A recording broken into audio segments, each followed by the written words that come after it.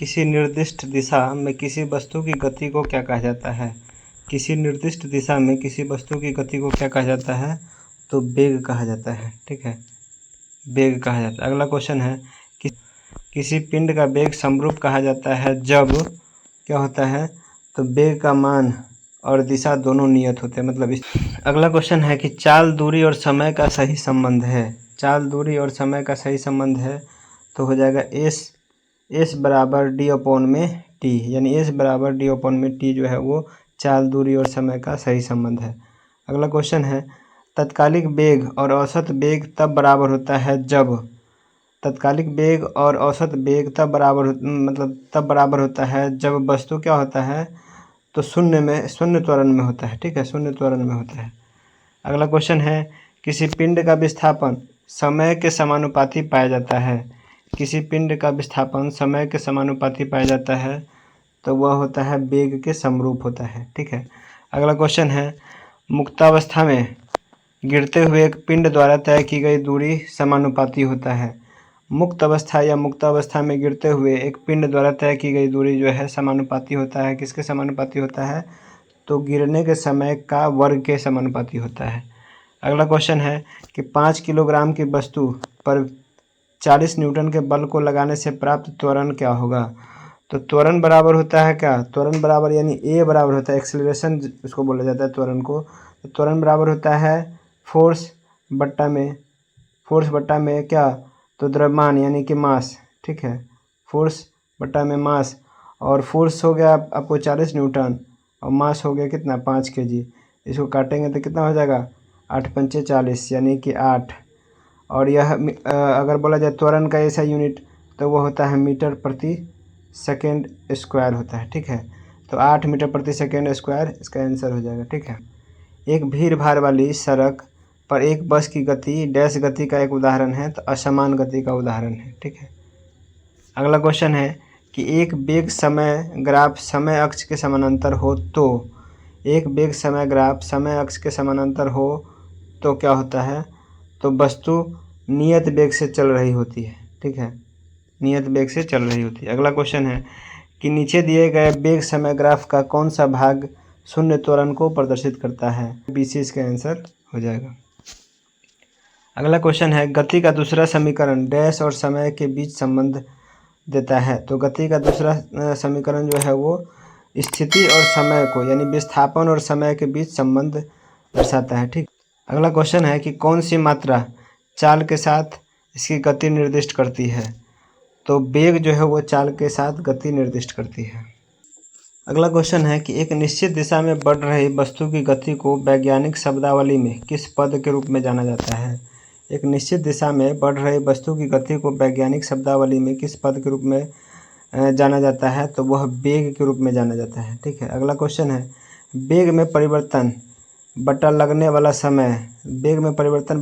वाला समय जो होता है वह त्वरण होता है, और त्वरण का ऐसा ही मात्रक होता है मीटर प्रति सेकेंड स्क्वायर, या इसको ऐसे भी लिख सकते हैं मीटर सेकेंड के पावर -2।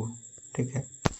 अगला क्वेश्चन है कि एक समान तल वाली सीधी सड़क पर नियत त्वरण पर दौड़ने वाली कार के संबंध में इनमें से कौन सा कथन सत्य है?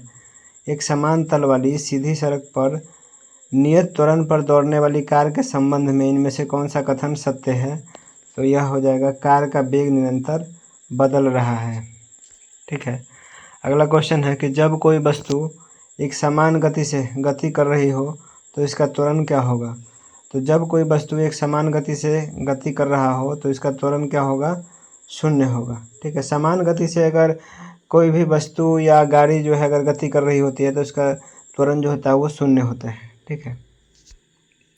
अगला क्वेश्चन है कि डैश का उपयोग एक वस्तु की समग्र गति का वर्णन करने और किसी दिए गए समय पर उसकी प्रारंभिक स्थिति के संदर्भ में अंतिम स्थिति का पता लगाने के लिए किया जाता है।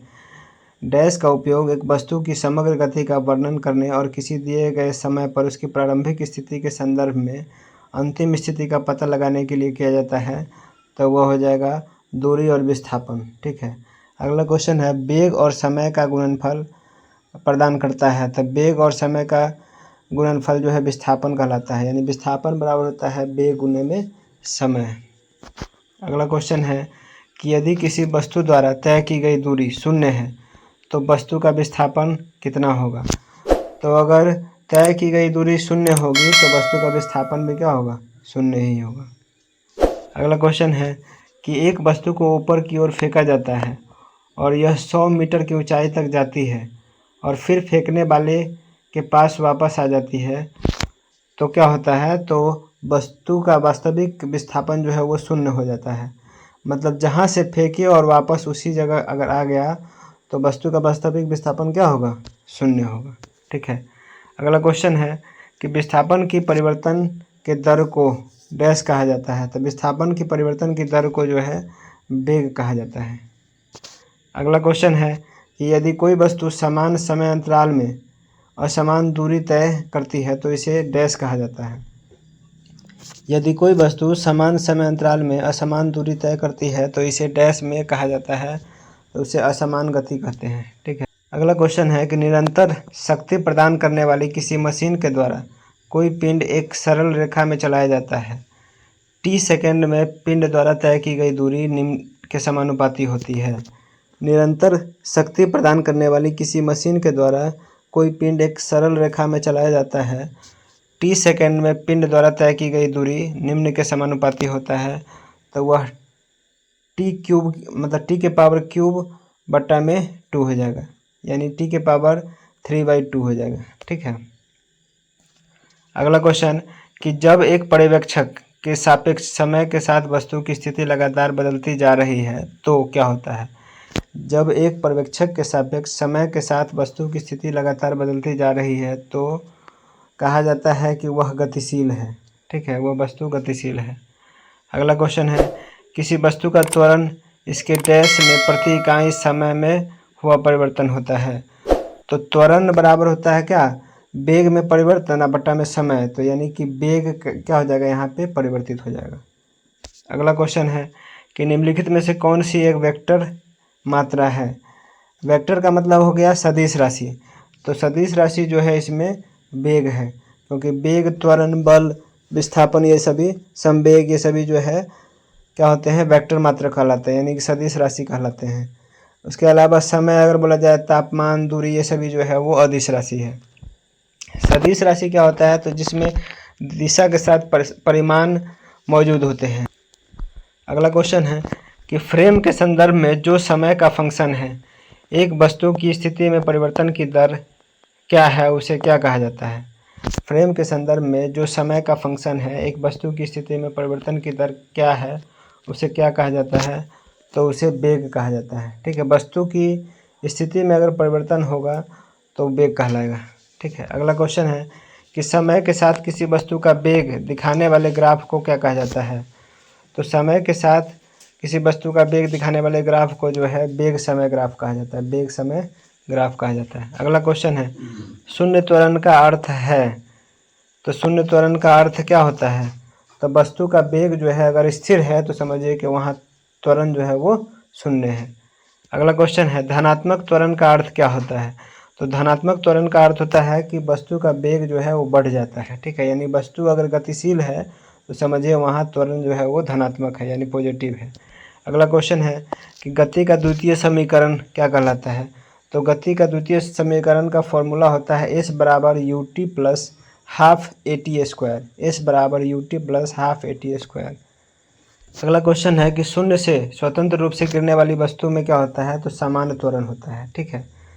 अगला क्वेश्चन है कि डैश वह भौतिक राशि है जो कभी भी ऋणात्मक नहीं हो सकती है, तो वह हो जाएगा आंसर में दूरी, क्योंकि दूरी जो है वो अदिश राशि है और अदिश राशि जो है वो हमेशा क्या होता है, पॉजिटिव होता है, मतलब धनात्मक होता है। बाद बाकी सदिश राशि होता है, जैसे बल हो गया, विस्थापन हो गया, त्वरण हो गया, ये सभी जो है ऋणात्मक हो सकता है।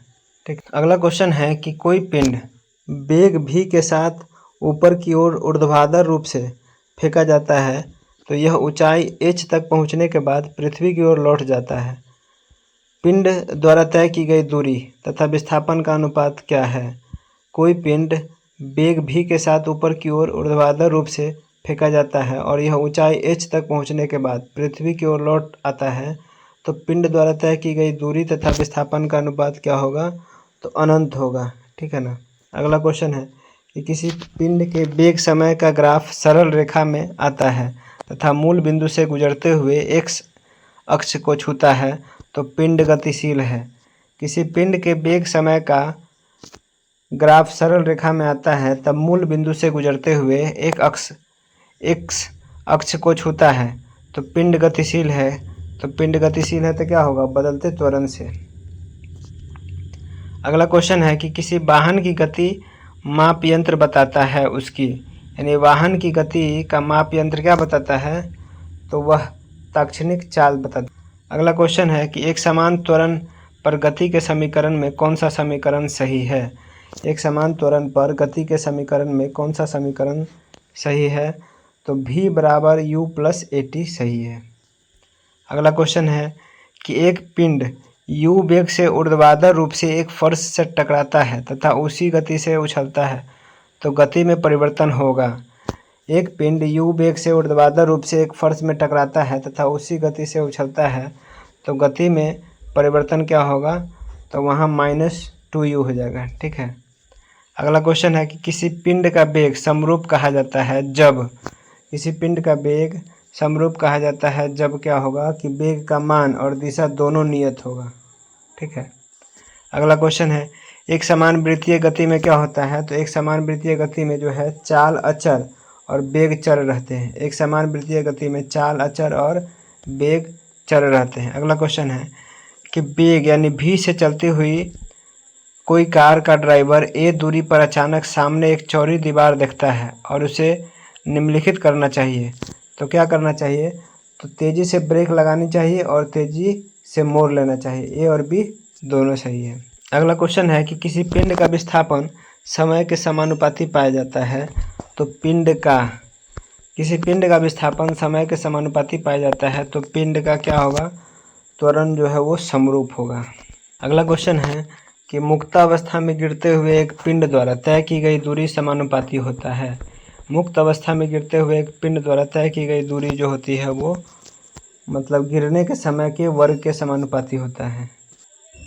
अगला क्वेश्चन है कि मोटर गाड़ी ए और बी के दूरी समय ग्राफ से पता चलता है क्या कि पूरी दूरी ए की अपेक्षा बी से अधिक वेग से चली है।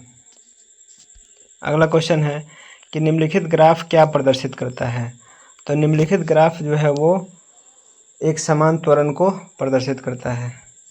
अगला क्वेश्चन है शून्य से स्वतंत्र रूप से गिरने वाली वस्तुओं की क्या होती है, तो शून्य से स्वतंत्र रूप से गिरने वाली वस्तुओं की समान त्वरण होती है। ठीक है, समान त्वरण होती है। अगला क्वेश्चन है कि एक वस्तु असमान वेग तथा असमान त्वरण से गतिमान है तब क्या होता है, तो एक वस्तु असमान वेग तथा असमान त्वरण से गतिमान है तो वहाँ वेग समय ग्राफ रेखीय होगा। अगला क्वेश्चन है पिंड का त्वरण प्रदर्शित करता है, तो पिंड का त्वरण प्रदर्शित करता है d² s अपॉन में dt के स्क्वायर। ठीक है, d² s अपॉन में dt का स्क्वायर। अगला क्वेश्चन है कि एक कण एक समान वेग से गतिमान है और कण की गति के संबंध में निम्नलिखित में से कौन सा कथन सत्य है, तो इसकी त्वरण जो होगी वह 0 होगी। अगला क्वेश्चन है कि एक समान वेग से चलती किसी वस्तु का त्वरण होगा, तो एक समान वेग से चलती किसी वस्तु का त्वरण क्या होगा, 0 होगा। अगला क्वेश्चन है मंदता का अर्थ डैश त्वरण है। मंदता का अर्थ डैश त्वरण है, तो मंदता का अर्थ होता है ऋणात्मक त्वरण, यानी कि कोई वस्तु अगर स्लो मोशन में चल रही है मतलब धीमी गति में चल रही है तो वहाँ पे क्या होगा, ऋणात्मक त्वरण होगा। अगला क्वेश्चन है कि किसी वस्तु का वेग व्यतीत हुए समय के समानुपाती होता है, तो वस्तु का या की होगा क्या होगा, तो एक समान त्वरण होगा। अगला क्वेश्चन है कि डैश एक वस्तु की प्रति इकाई समय में वेग में परिवर्तन की माप है, तो डैश एक वस्तु की प्रति इकाई समय में वेग में परिवर्तन की माप को क्या कहा जाता है, त्वरण कहा जाता है। यानी त्वरण बराबर होता है वेग में परिवर्तन बटा में समय। अगला क्वेश्चन है कि एक साइकिल स्थिर त्वरण से चलायमान है, पीछे के पहिए पर घर्षण बल है। एक साइकिल स्थिर त्वरण से चलायमान है तो पीछे के पहिए पर घर्षण बल क्या है, तो पश्चिम दिशा में घर्षण बल होगा। अगला क्वेश्चन है कि यदि वेग समय ग्राफ समय अक्ष के समानांतर हो तो गति होती है। एक वेग समय ग्राफ समय अक्ष के समानांतर हो तो गति होती है, क्या होती है? एक समान गति होती है।